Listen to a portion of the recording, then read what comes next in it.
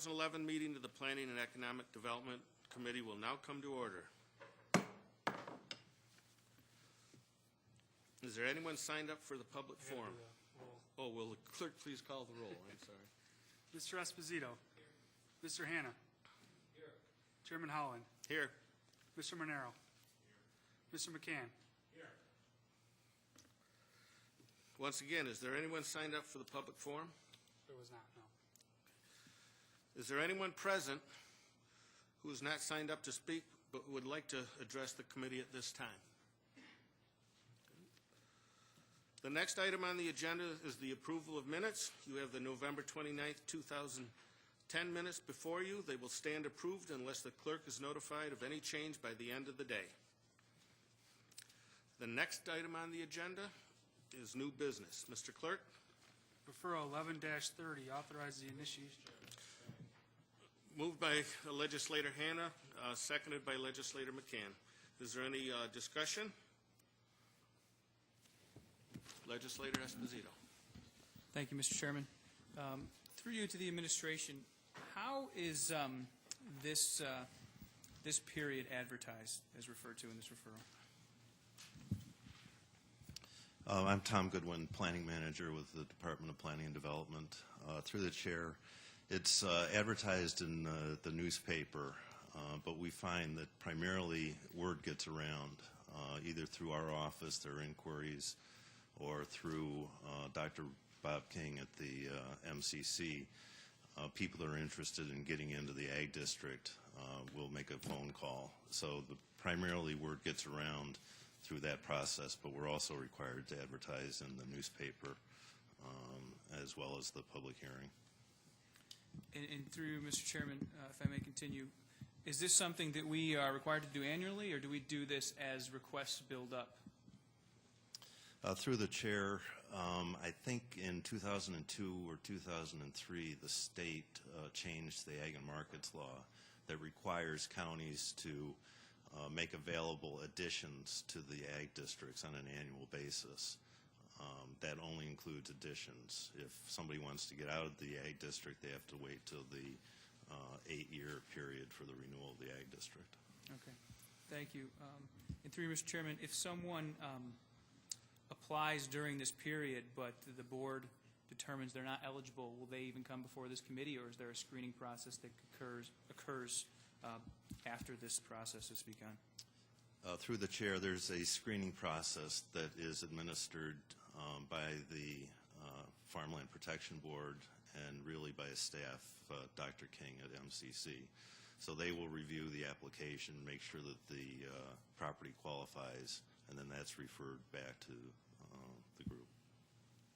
Great. Thank you, Mr. Chairman. Those are all my questions. Any further discussion? Okay, all those in favor, please signify by saying aye. All opposed?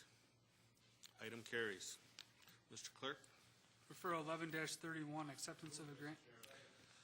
Moved by Legislator McCann, seconded by Legislator Hanna. Is there any discussion? Legislator Esposito. Thank you, Mr. Chairman. Through you to the administration, I note that the referral before us for $265,000 is the same amount as the referral passed by this committee last year.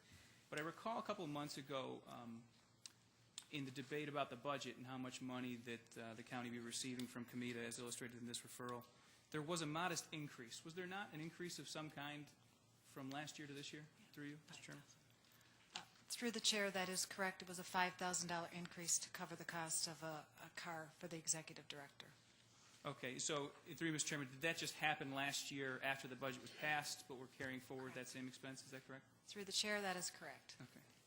Thank you. Through you, Mr. Chairman, if I could just ask the administration, I know we sort of go through this every year, and every year it becomes a little more clear to me. Just explain exactly what this, I guess we'll call it a reimbursement or grant from COMITA, covers.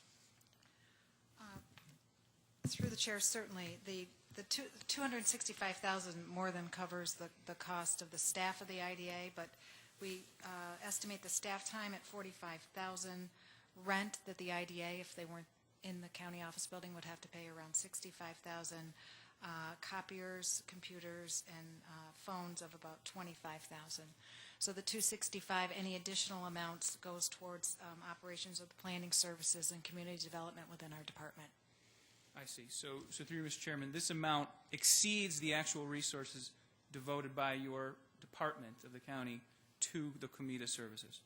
Through the chair, that is correct. Okay. And through you, Mr. Chairman, how is that level determined? It sounds like it's maybe, what, 100, 150,000 more than the actual expenses incurred?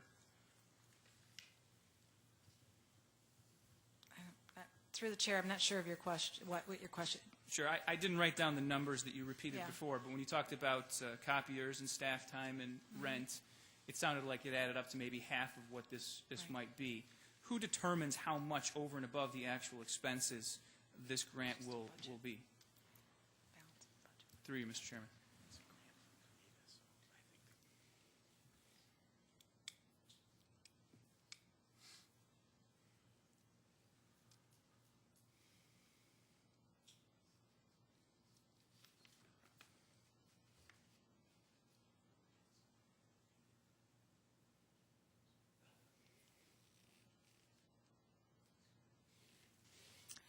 Through the chair, typically during the budget discussion, there's an agreed upon amount between our, when they're putting together the Comida budget and the budget for our department.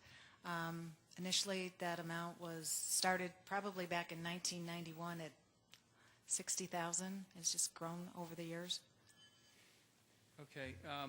And through you, Mr. Chairman, sort of on that note, is there any consideration done during that discussion, whenever it occurs around the budget, of how much the deal flow or the activity of the IDA is burdening your staff? Is it related at all in any way? Through you, Mr. Chairman? Through the chair, no. No? Okay, so it's not as though if you have more inquiries for IDA funding that your department then has to devote more man-hours or manpower to those deals in any way? Through the chair, no. Okay. Through you, Mr. Chairman, during our budget debate a few months ago, I obviously, or if anyone recalls, offered an amendment that would increase the amount that Comida would contribute to the County Planning and Economic Development Department. During that debate, that amendment was ruled out of order. It was determined that this body could not, I don't know how it was phrased, but determine how much Comida gives to the county. And so I guess through you to the administration, I'd like to ask, what is the appropriate method by which this county would request request more money from Comida to aid the economic development staff and department's operations? Through you, Mr. Chairman, to the administration.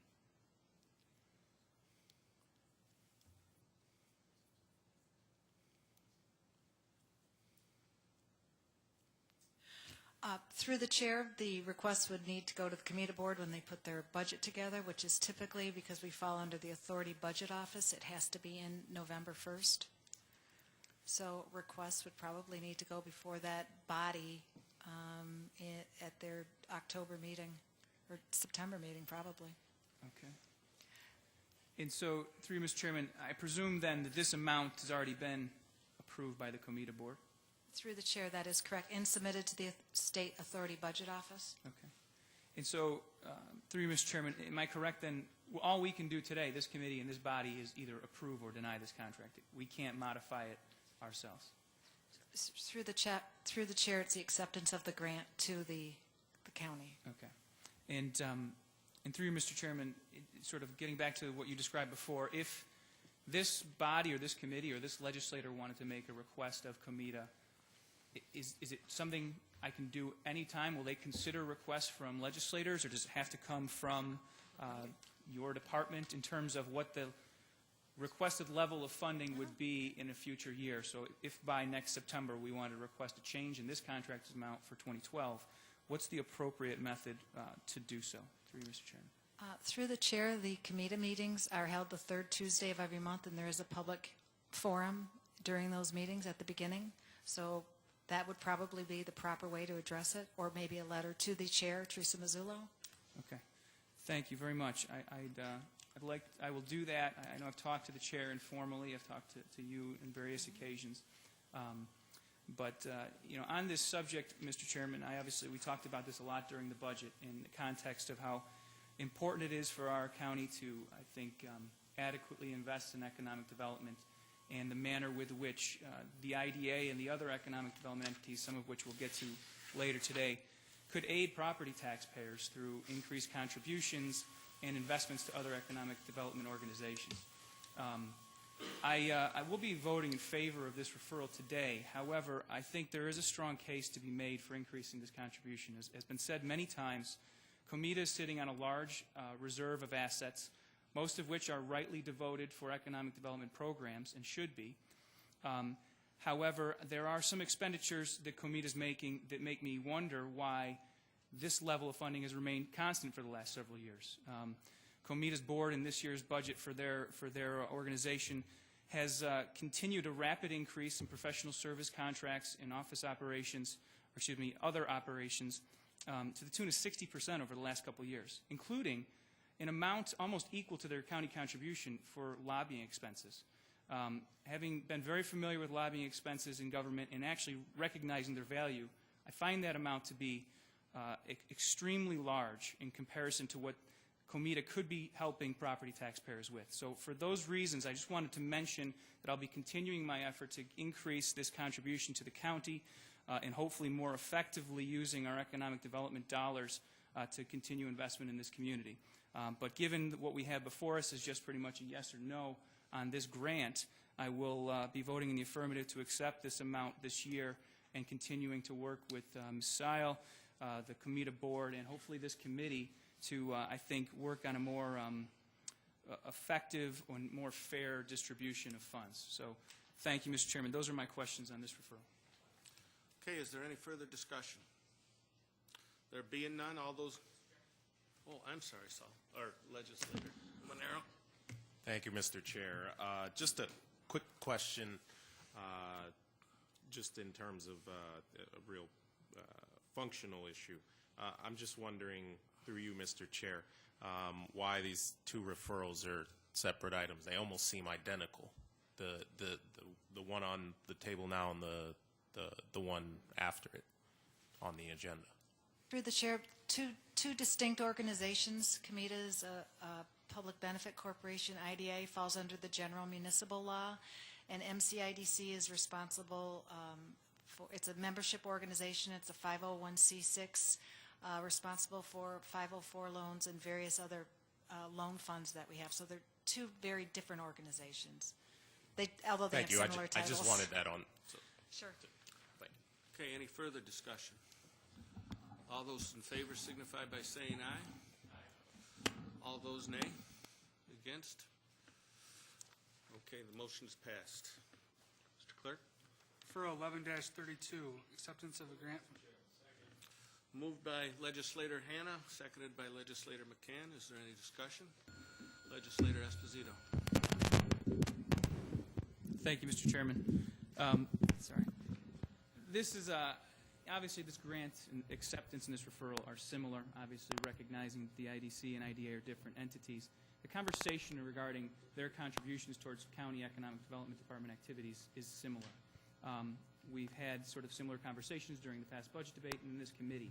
And so I'd like to ask you through you, Mr. Chairman, again, just explain how this level of funding, this $25,000 from the IDC, is determined this year and in general.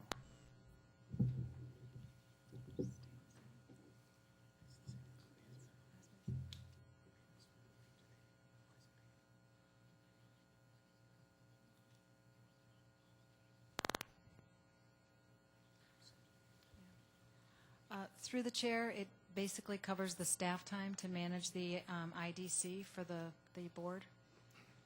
And through you, Mr. Chairman, what does that mean, staff time? I mean, what are they doing exactly? Through the chair, the MCIDC does not have its own staff, so they contract with the county to go out and promote the programs, do all the underwriting, create the programs that are available. So they're basically contracting with us to run the organization for them. And through you, Mr. Chairman, this amount is also the same as last year. But last year, we also changed the scope with which this IDC can operate, and quite successfully, and to your credit. This county allowed the IDC to be a vehicle to help fund nonprofit projects in this community. There have been two very large ones in Arundecoit alone in the past year that this IDC has helped. Wouldn't it stand to reason that that increased activity for the IDC means additional burden on the staff of your department, given that the IDC has no staff? Through you, Mr. Chairman. Through the chair, the funds that are generated through any of the fee income, if you say there's an additional burden, it's an application. It's truly not an additional burden. It's something that we were doing under the IDA previously, but the enabling legislation had sunset. So I don't truly see it as an additional burden, but any of the fee income that comes into MCIDC, we've put back into programs where we've created programs that now we can lend out to companies instead of being used to cover staff time. I understand that. And so, through you, Mr. Chairman, you're saying that deals that previously might have been covered by the same staff for the IDA are now being covered by the IDC. Is that correct? Through the chair, that is correct. Okay. And so, through you, Mr. Chairman, even if it's just for an accurate reflection of the shifting burden from the IDA to the IDC on the economic development activities of your department, wouldn't you modify the amounts of these contracts going forward so that the IDC is now paying its more share? Because presumably it's drawing in more revenue from those deals that the staff is working on. I'm just trying to understand Sure. why we're, through you, Mr. Chairman, having a contract or a grant in front of us that's the exact same amount as in the past when the nature of the duties have changed. Through the chair, it is felt that it's best to put it towards the companies that are in the community. So the fee income that's being generated from the deals that my staff is underwriting, instead of it being used for overhead, it's being used to give back to companies that are creating jobs in the community. Yeah, through you, Mr. Chairman, I want to make it very clear. That is absolutely what our top priority should be. But there is also a burden on the taxpayer that this body needs to consider when accepting or, in hopefully in the future case, of determining these amounts. So I just want to make sure I'm clear as to where your resources in your department are being utilized and why these levels are being set. That's the nature of my questioning. Through you, Mr. Chairman, if I may also ask the administration, is there an entity called the Monroe County Development Corporation in addition to the Industrial Development Corporation that we're voting on right now?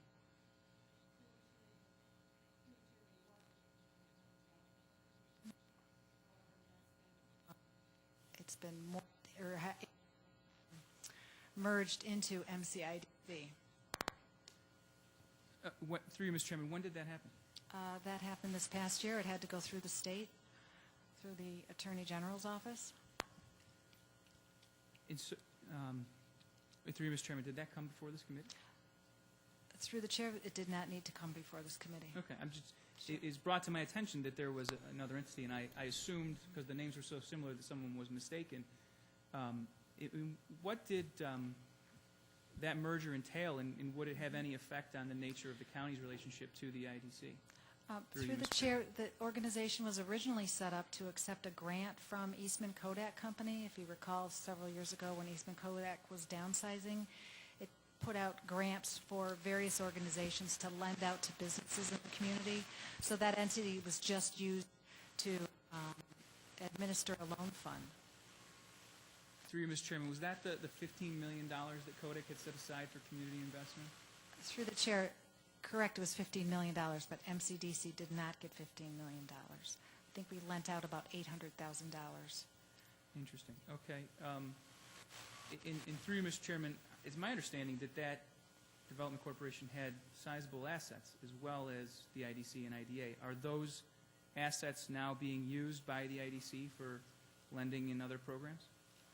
Through the chair, the assets of the corporation were the repayments on the loans, and so now they've been put into MCIDC to lend out as well. Terrific. So, through you, Mr. Chairman, in the past year, IDC has taken on some additional assets to be able to use towards economic development programs. Through the chair, that is correct. Through you, Mr. Chairman, do you know how much that might be? Through the chair, I would need to get back to you with that number. I don't know it off the top of my head. That would be fantastic. Just as a matter of courtesy, I'd love to understand better what transpired this past year between the Development Corporation and the IDC, just so we all can get a better picture of the economic development activities that are happening in these county-related entities. those are my questions, Mr. Chairman. Just like the previous referral, I will be voting in the affirmative. However, I think we should try going forward to better quantify the contributions that this county is making towards the IDA and IDC separately, and consider ways in which these economic development entities might be more effective and can greater aid the property tax paying burden on the Economic Development Department. Several other counties in this state use these resources to fully fund their economic development departments at considerable benefit to property taxpayers. So this is something in cooperation with the previous referral and with the IDA I'd like to see this committee maybe be a little more proactive on. I know I will try to be going forward in this year, but I will be voting for this grant, and I thank you for the opportunity to ask those questions. Is there any further discussion? There being none, all those in favor, please signify by saying aye. All opposed? Item carries. Mr. Clerk? Referral 11-33, approve of public employees. Moved by Legislator McCann, seconded by Legislator Hannah. Is there any discussion? Legislator Esposito. Thank you, Mr. Chairman. Attached to this referral in our packet is an invoice payment that isn't quite clear to me exactly what it's showing us. So I'd like to ask through you, Mr. Chairman, for an explanation. Through the chair, that invoice, this is a step that is required to be taken to allow the relationship between the county and the Genesee Finger Lakes Regional Planning Council. My understanding is it's similar to a performance bond, and it allows an action that allows for Monroe County to become a member of the Genesee Finger Lakes Regional Planning Council. So it's my understanding it's similar to a performance bond. Thank you, Mr. Chairman. I mean, that seems to describe what referral is before us. I was just curious, does this attachment have any relation to that? I mean, why are we needing to know that the Finger Lakes Planning Council paid $606 to McGee and Dodo Agency for a fidelity bond? I assume that's maybe, is it a partial payment towards the bond that our contribution is going towards? Right. We have to show that the bond is in place before the action can be taken. So we attach that as a piece of the referral to this body. Okay, and so through you, Mr. Chairman, I mean, our contribution is it's almost $30,000. Is that for more than just the payment of the bond in question, or is that? Yeah, Through through the chair, the payment of the bond is the responsibility of Genesee Finger Lakes Regional Planning Council. It comes out of their budget. It's separate from the contribution of $29,000 that comes from the county to GFL. Okay, so through you, Mr. Chairman, the $30,000 is in essence our membership dues to be a part of the council. Through the chair, that's correct. Okay, all right, thank you. And through you, Mr. Chairman, how much is I mean, this represents a share. I assume there's 7 or 9 other counties involved in this council. Do we know to what extent they contribute? Is it an equal amount, or do we contribute more? Through you, Mr. Chairman. Through the chair, yeah, there are 9 counties that are member counties of the Regional Planning Council. Each county has a contribution that's based on population. Okay. So Monroe County's is obviously significantly higher than the other counties. Okay.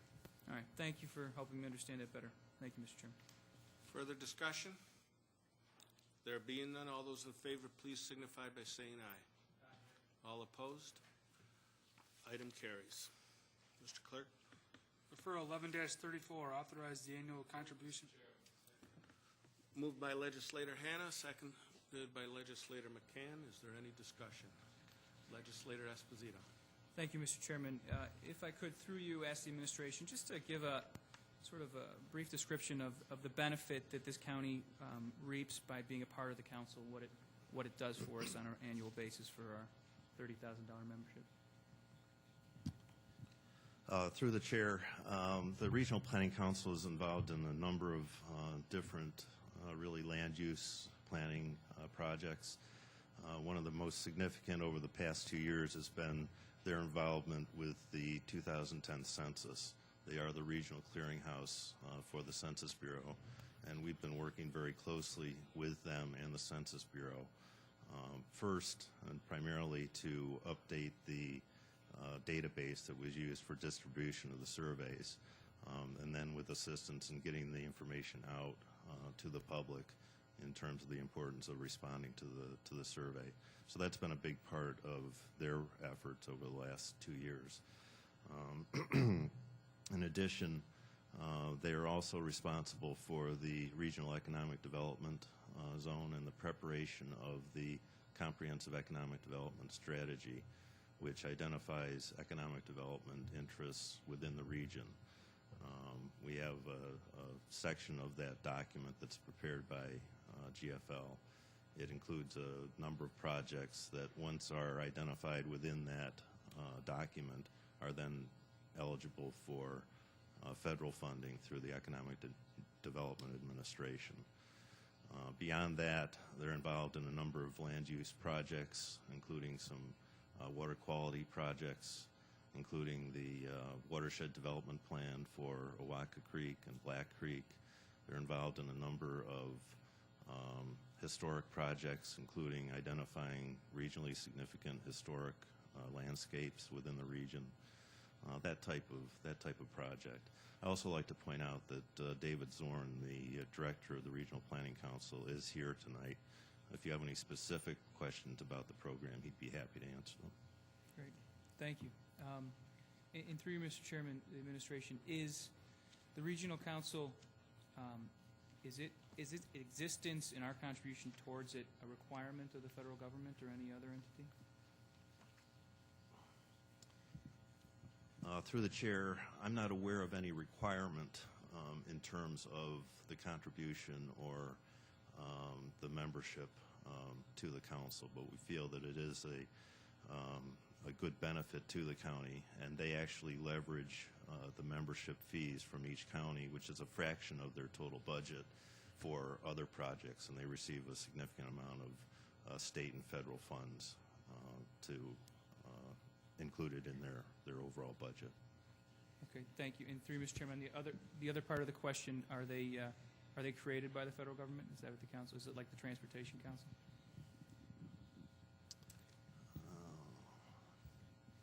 Through the chair, good question. I'm not exactly sure what the enabling legislation is for the Regional Plans Council. Okay. It's New York State General Municipal Law. And I believe the entire state is covered by a regional planning council. There are a number of them within the state covering different regions, but it is the state general municipal law. Thank you very much. Is there any further discussion? There being none, all those in favor, please signify by saying aye. Opposed? Item carries. Mr. Clerk. Referral 11-35, acceptance of a grant from the... Moved by Legislator McCann, seconded by Legislator Hannah. Is there any discussion?